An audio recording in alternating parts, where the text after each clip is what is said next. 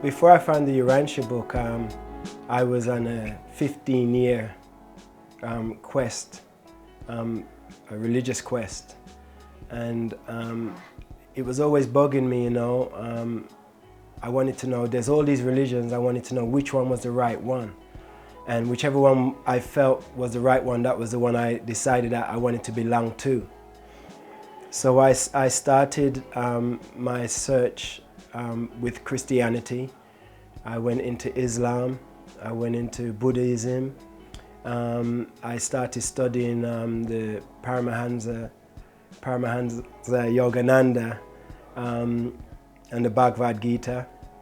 And after I studied some other smaller cults and religions, I was left feeling very dissatisfied, so I went back to Christianity, and then I had a list of questions, and I ended up going into about 6 different denominations of Christianity and almost joining everyone.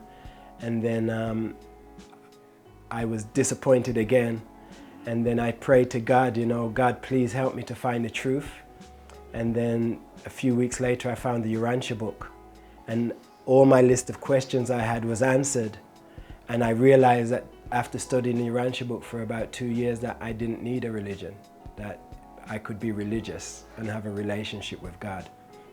In a scale of 1 to 10, if I was to be asked if you be satisfied with my spiritual needs, I would say 11. It goes above and beyond what I was expecting to find in my search, and it definitely leaves me satisfied every time I look in there. In my quest for truth, the questions that I had when I started my quest was, or during the quest as well, was who really is Jesus? Who was the most dynamic religious teacher to ever come on the planet? Who was Melchizedek?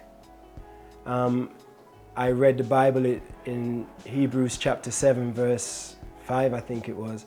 Talks about this guy Melchizedek having no mother, no father, no beginning of days, no ending of life, not even any genealogy, but remains a priest continually. And I was very perplexed, and I went to many churches asking about Melchizedek or Melchizedek, and no one could answer me. And it wasn't until I found the Urantia book that that question was answered. Also, one of my questions was Adam and Eve.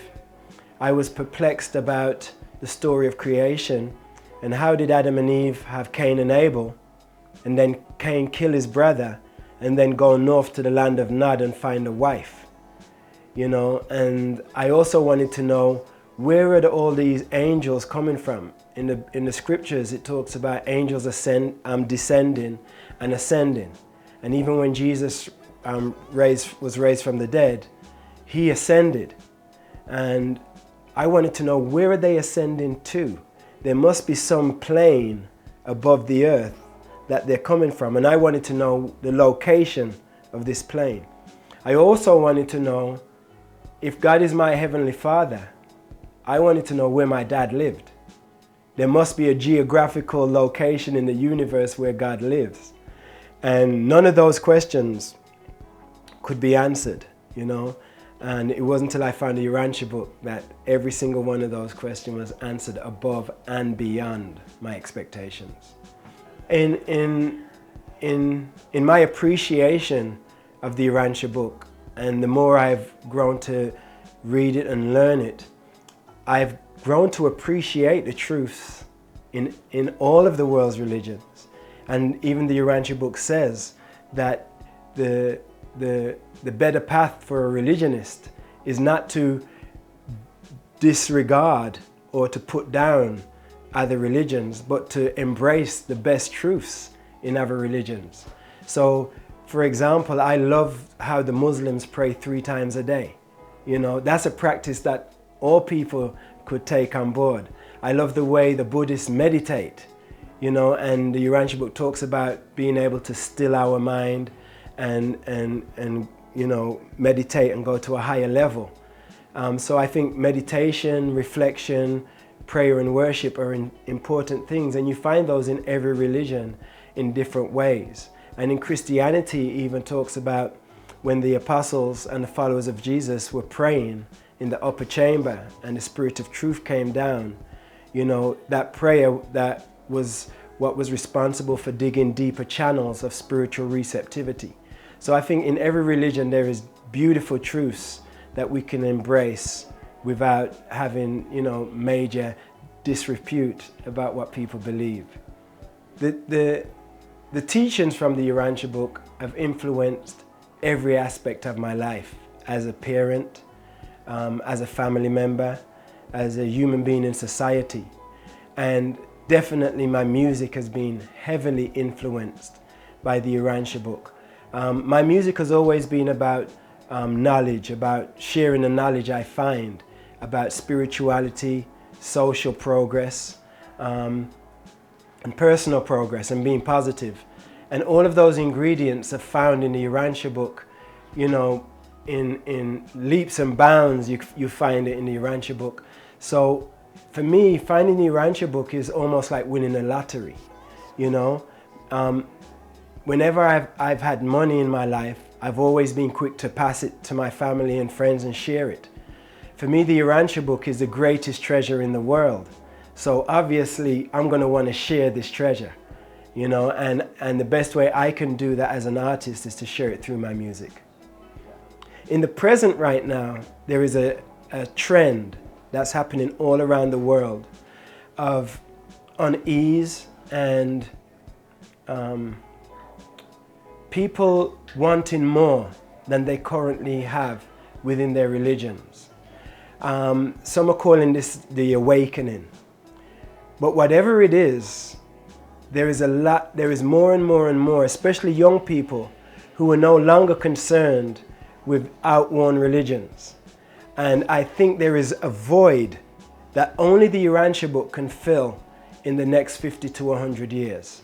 And I think that the more people make this revelation come to the awareness of the masses, a lot more people will stop feeling as though they